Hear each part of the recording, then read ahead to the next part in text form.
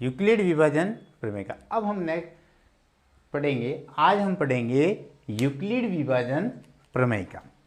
Euclid विभाजन प्रमेय का क्या होती है, किसी भी प्रॉब्लम को एक ही स्टेप में लिखना। मतलब क्या होता है,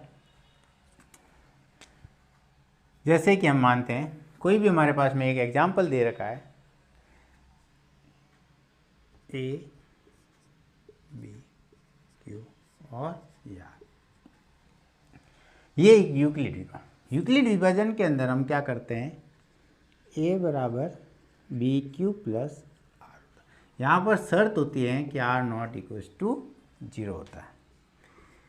कोई भी संख्या दे रखी होती है, हमें इसको क्या लिखना है, ए बराबर बी क्यू प्लस आर की फॉर्म में लिखना यूक्लिड विभाजन प्रमेय का कहलाती है। जैसे कि हम समझने के लिए क्या करते हैं, एक एग्जाम्पल लेते हैं 56 और 16 का। अब क्या है, हमने 16 का भाग 56 में दिया तो क्या हो गया, 16 दिया 48, कितना आया, 8 आया। अब क्या करेंगे हम, ये जो संख्या है 16 वो यहाँ उतार देंगे। अब इस 8 का भाग 16 में देंगे, कितनी बार जाएगा, 2 बार। जो हमारा रिमाइंडर आएगा, जो शेषफल आएगा वो 0 है।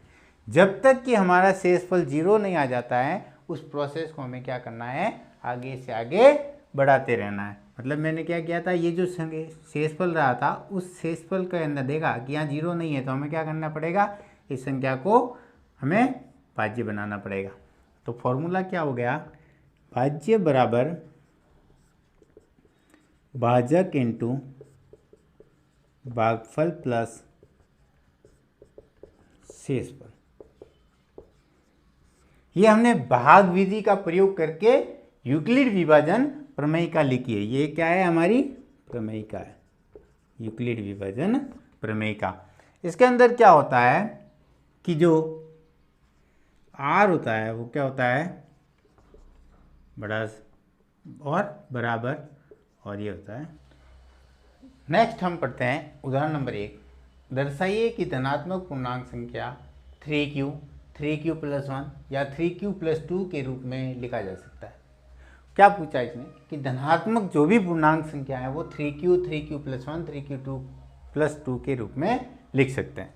तो हम मानते हैं, मानना सबसे पहले हम करेंगे, माना कि ए कोई धनात्मक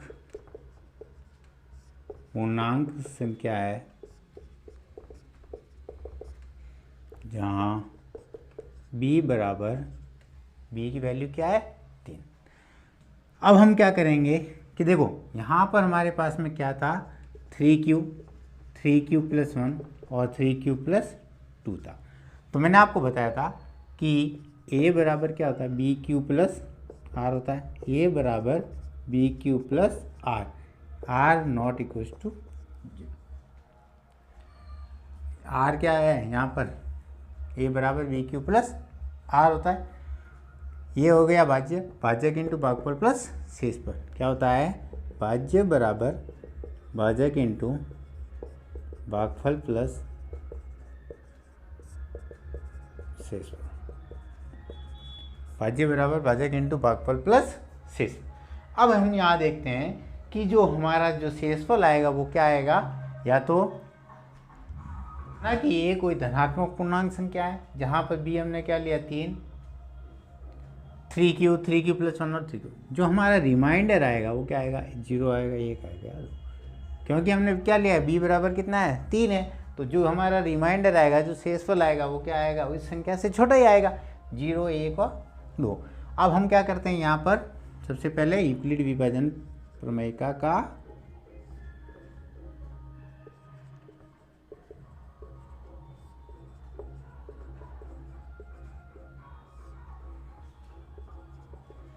ए बराबर क्या होता है, बी क्यू प्लस आर, जहाँ पर आर बराबर क्या है, 0, 1 और 2 है। तो अब इसके अंदर हम क्या करेंगे, सबसे पहले आर का मान क्या करेंगे, 0 रखेंगे। तो हमारे पास में क्या आएगा, 3q प्लस 0। तो ये बराबर क्या हो गया, 3q। अब हम आर बराबर क्या रखेंगे, 1, ए बराबर क्या आएगा 3 क्यूब + 1, तो क्या बन जाएगा ए बराबर 3 क्यूब+। अब हम आर बराबर कितना रखेंगे 2, तो हमारा क्या हो जाएगा ए बराबर 3 क्यूब + 2। तो ये जितनी भी संख्या आ रही है वो क्या आएगी, ये सारी की सारी संख्याएं धनात्मक विषम पूर्णांक संख्या। तो हम कह सकते हैं कि धनात्मक पूर्णांक संख्या के रूप में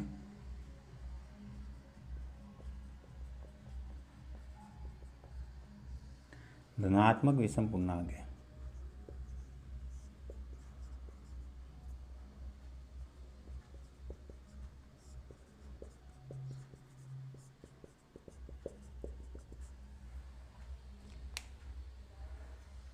दर्शाइए कि प्रत्येक धनात्मक सम पूर्णांक 2q के रूप का होता है तथा प्रत्येक विषम पूर्णांक 2q+1 का रूप होता है, तो जहां पर q कोई विषम पूर्णांक संख्या है। तो सबसे पहले हम क्या करेंगे, माना कि a कोई धनात्मक पूर्णांक संख्या है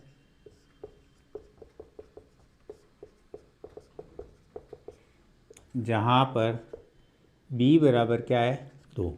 अब हम क्या करेंगे, a तथा b में यूक्लिड विभाजन प्रमेयिका का प्रयोग करने पर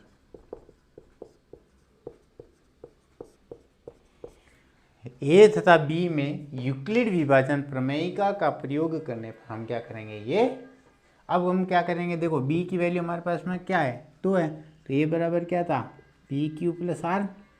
अब हमारे पास में r की वैल्यू क्या है, या तो 0 है या 1 है। a बराबर b की वैल्यू हमारे पास कितनी है 2 है, तो हम सबसे पहले क्या करेंगे a बराबर 2q + 0, r बराबर हमने क्या रखा है 0। अब हम क्या रखेंगे, r बराबर 1 रखेंगे, तो a बराबर क्या आ जाएगा 2q + 1।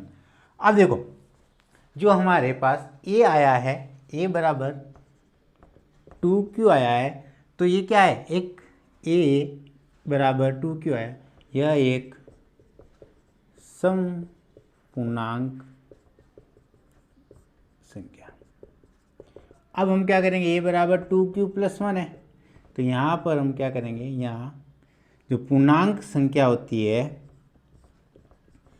जो क्या होती है सम या विषम हो सकती है। यहाँ तो देखो 2 से क्या 2q है, 2 से विभाजित हो रही है तो सम पूर्णांक। यहाँ पर क्या हो सकता है कि यह तो सम संख्या आएगी या फिर विषम संख्या आ सकती है, क्योंकि पूर्णांक संख्या क्या होती है, या तो सम होती है या विषम होती है।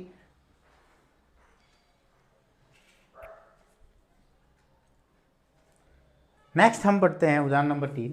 यूक्लिड विभाजन प्रमेयिका का प्रयोग कर दर्शाइए कि किसी धनात्मक पूर्णांक का जो वर्ग है 3m या 3m+1 के रूप का होता है, जहाँ पर m कोई पूर्णांक संख्या है। तो सबसे पहले हम जानते हैं कि माना कि a एक धनात्मक पूर्णांक संख्या है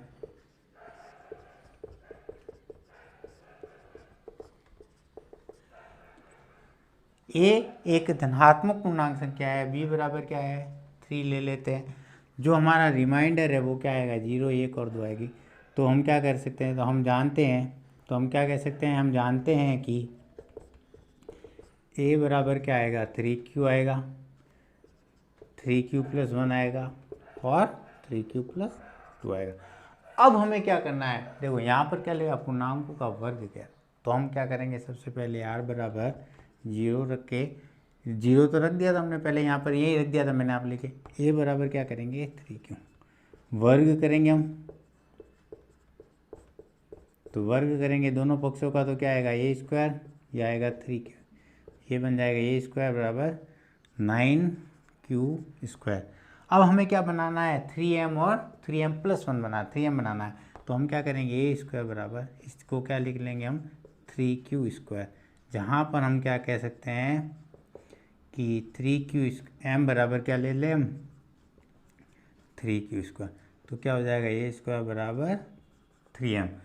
अब हम लेते हैं r बराबर 1, आर बराबर 1 लेंगे तो ए बराबर क्या हो जाएगा 3q + 1, दोनों पक्षों का वर्ग करने पर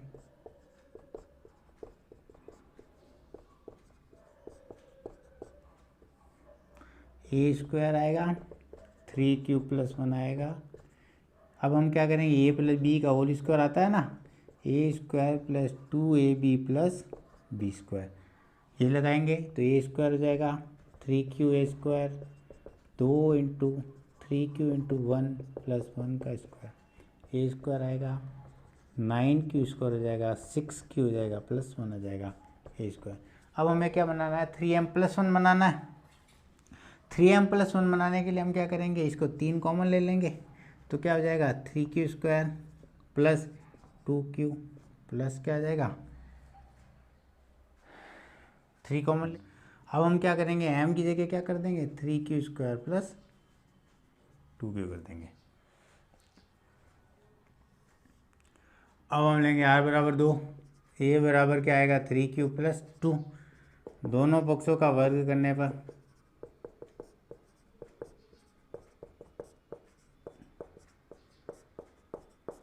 तो क्या आएगा a², 3q + 2 का स्क्वायर आएगा तो a² हो जाएगा 3q का स्क्वायर + 2 × 3q × 2 + 2 का स्क्वायर, ये हो जाएगा 9q² प्लस 3 दूनी 6, 6 दूनी 12q प्लस क्या हो जाएगा 4।